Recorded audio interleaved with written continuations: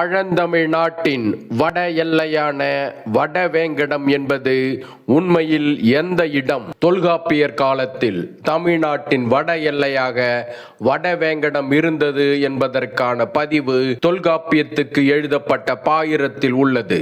வடவேங்கடம் தென்குமரி ஆயிடை தமிழ்கூறு நல்லுலகு என்பதுதான் அந்த பாயிர வரிகள். தொல்காப்பியர் காலத்தில் தென்குமரி முதல் இமயமலை வரை உள்ள ஒட்டுமொத்த நிலப்பரப்பும் தமிழ்நாடாகத்தான் இருந்தது. மேலும் கன்னியாகுமரிக்கு கீழே பகுருளி ஆற்றுடன் பன்மலை அடுக்கம் இருந்ததையும், கடல் கோளால் அது கடலுக்குள் மூழ்கிவிட்டது என்பதையும், வடதிசை கங்கையும் இமயமும் தமிழ்நாட்டின் ஆட்சிக்கு உட்பட்டிருந்தது என்பதையும் சிலப்பதிகாரம் பதிவு செய்திருக்கிறது.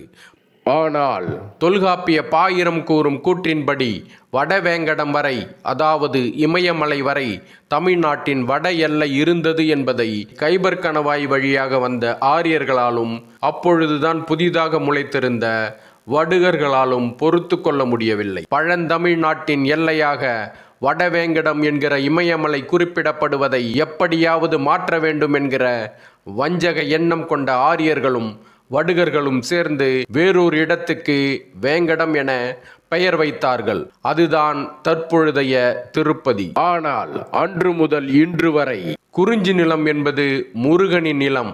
அங்கே எப்படி திருமால் வந்தார் என எந்த தமிழனும் கேட்கவில்லை. அப்படி கேள்வி கேட்கிற அதிகாரம் 800 ஆண்டுகளாக தமிழனுக்கு இல்லை. இந்த புதிய வேங்கடமலை பகுதியை தாண்டியும் தமிழர் நிலப்பகுதிகள் இருந்தன என்பதற்கும், அவற்றையெல்லாம் தமிழ் மன்னர்களே ஆண்டார்கள் என்பதற்கும் இலக்கியங்களிலும் கல்வெட்டுகளிலும் சான்றுகள் இருக்கின்றனவே என்றும் எந்த தமிழனும் கேட்கவில்லை. அப்படி கேள்வி கேட்கிற அதிகாரம் 800 ஆண்டுகளாக தமிழனுக்கு இல்லை. தொல்காப்பியமும் சிலப்பதிகாரமும் பழந்தமிழ் நாட்டின் எல்லையாக கூறும் வடவேங்கடம் பற்றி சங்க இலக்கியங்களில் 14 இடங்களில் குறிப்பிடப்பட்டிருக்கிறது. அதில் ஓரிடத்திலும் திருமால் பற்றி எந்த குறிப்பும் இல்லையே என்றும் எந்த தமிழனும் கேள்வி கேட்கவில்லை. அப்படி கேள்வி கேட்கிற அதிகாரம் 800 ஆண்டுகளாக தமிழனுக்கு இல்லை. நாயக்கர்கள் ஆட்சி தமிழ் மண்ணில் தோன்றிய பிறகுதான் வேங்கடம் என்கிற மலைக்கும் திருமாலுக்கும் உள்ள தொடர்பே புனையப்பட்டது.